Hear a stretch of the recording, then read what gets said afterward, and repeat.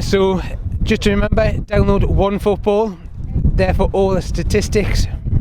Yeah, scores, substitutions. Aye. Transfers. For once we've actually got something on there. Mike actually must be fuming. So we're going to do the player ratings there. Apologies if it is windy, but it is absolutely bollock, yeah, with the wind coming down there. So we're going to go on to player ratings, and I'm going to give you the honour of Dubravka. Yeah, normally he's an 8 or 9 out of 10, isn't he? He did have the mistake today. You've got to take that into consideration. So what, 6? It's got to be a 6. Not going to bang on about the mistake too much, to be honest, because like you say, he saved us more times than I care to mention. But yeah, 6 today. Yedlin, where do I start? I'm probably going to have to go a 4. I just thought he was so poor. He was caught out so many times and he didn't learn. Yeah, first half he was diabolical and he probably would have been lower than a 4. But second half he improved his game, he was better. I thought he would have had a point to prove coming back up against Spurs and everything, but no. Awful, nothing defensively, nothing much attacking wise, and again that space in between the 3 centre backs and the wing back was exploited at times as well. So I wasn't overly impressed today by Yedlin. Wasn't his best game. No, so I think we're both agreed on a 4 there. Yep. Next up one we'll go is Lejeune. Again, it's great to have him back today. Again, I think the defence at times they were getting in each other's road, they were running into each other. Yes, we've only conceded 1 goal against a team who are Champions League bound again, no doubt. But I think an average score for all of our defenders today, so I would say maybe a 5. I think that would be fair. Wasn't at his champagne best, wasn't the worst, so a 5. Next we'll go is Schar.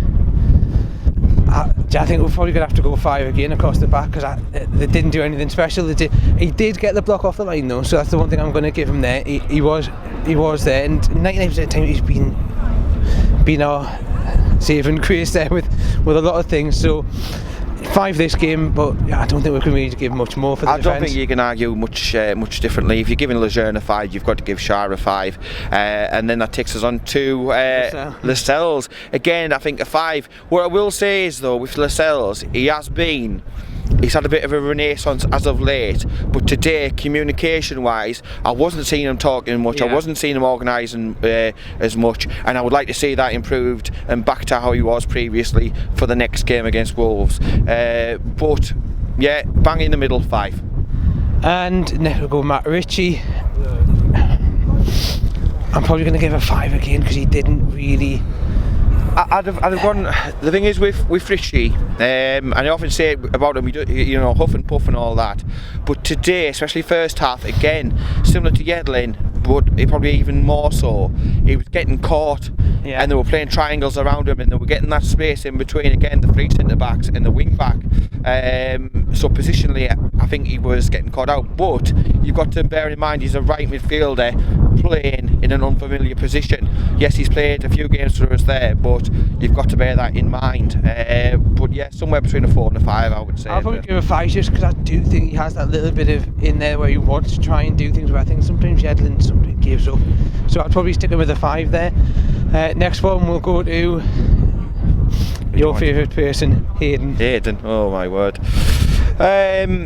Yeah, we've got him, haven't we, at least till the summer, it appears. Not his greatest game today. Again, another, I think, bang average performance from a team performance which was bang average at best. Again, if we were given the defence a 5, I think it's fair to give Hayden a 5, isn't it? And then the next one's Longstaff, which he's been getting plaudits and he's been doing really well. I just think today maybe was too many games in a very short space of time. A bit leggy. I mean, at the end of the day, he's a young lad who's coming into the first team. It's a learning curve for him. He's going to these big stadiums in front of big-ish crowds today. I think sometimes with these young players, you need to bring them in, you need to take them out, and you need to protect them. We can't at the moment because of the injury crisis. A fantastic future potentially at Newcastle, but today, yeah, he didn't shower himself in greatness, did he, or anything like that. I think we'll go for a 5 again. Yeah, 5. I'm sorry, we've been bang average. I know Mark's saying we're sitting on the fence, like, but you know, yeah, 5. I think today's is fair. And the next one we'll go to is Atsu. I'll let you do that. Oh my word. How long was it before he had his first touch today? 11 minutes. Absolutely diabolical. Definition, oxygen thief, garbage, whatever you want to say about him. That was Christian Atsu today. He was running around like a headless chicken. He was losing his players. He couldn't tackle. He couldn't run forward. He couldn't pass. He couldn't shoot. It was just a waste of a name on a sheet. I was shouting out, it's December, Atsu, it's just December. Because he turns it on, doesn't he? He likes Christmas. You know, I'd get him in to turn the lights on at Christmas time, and then after Christmas in January, it seems to be that he doesn't turn it on anymore. Today, nowhere near good enough. Our worst player by far. And I was asking before, can I give halves out? To me today, I wouldn't give any more than a generous 1 out of 10. He was that bad. And people are going to comment. I can see the comments now. But just not good enough, not intelligent enough on the ball, didn't offer the protection that we needed. And the work rate, where was the work rate at? There was nothing there at all. 1 out of 10, awful. I agree. We're going to go over the next guy, which was Perez. Do you know what? I'm actually going to give him a 6 because he actually was the one where he was actually trying. I'd have maybe given him a bit more. I thought he was, on the day, again, he was our best attacking threat. He was putting a shift in. Yes, he goes down and throws himself down like a bit of a bitch at times, and I don't like that. You need to get up. If you haven't got the decision, get up, get on weight, chase back, get the ball back, and make a positive contribution. But he was an attacking. He was our attacking threat. I would have liked to seen him push further up and closer to Rondon, but I would probably give him a 7 today. He probably our best player. You probably agree. I think 7 is probably better because he was one of the outlets there. And finally, we're going to go with Kyle's favourite, the big, beautiful bastard in Salomon Rondon. Again, not his best day.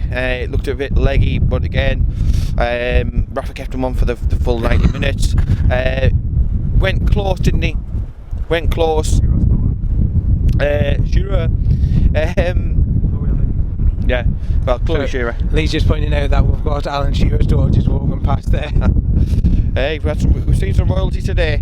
But yeah, Rondon up top. Again, not as much all over the pitch as he was, say, against Man City. But on his pro, I didn't like the fact he didn't come over to the fans at the end. I didn't see him come over to clap the fans at the end. Oh, he didn't do Chelsea either.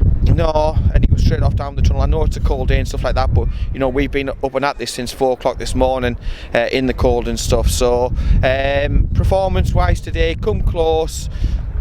Not at the same level that he was against Man City, probably understandably so. Maybe a 6? Maybe a 6. Yeah, I probably agree. And because I think the 2 subs in Kennedy and the new boy Baraka. I pity the fool. I don't think we can really score them because they weren't really on the pitch long enough. No, I can't, bruv. I can't give a score, bruv.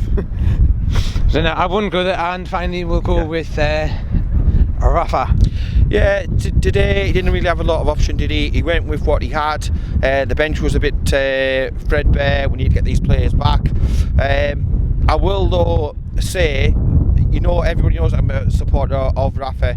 He's not beyond criticism though, and today if you're losing 1-0 in any match, why don't you, if you've got a striker on the bench, and I know it's a loose term calling Joselu a striker, but put an extra body up top, and you don't know what could have come of it. So I will obviously take that into consideration, and I think at best today, a bit of an average performance all right. It's another 5, another splinter in the bum. It's number 5 out of 10 for Rafa. I'm looking forward to the next game where he's got a few more options, and also Almiron. Exactly. I probably agree. Middle of the road there. That's our thought. Let us know yours down below.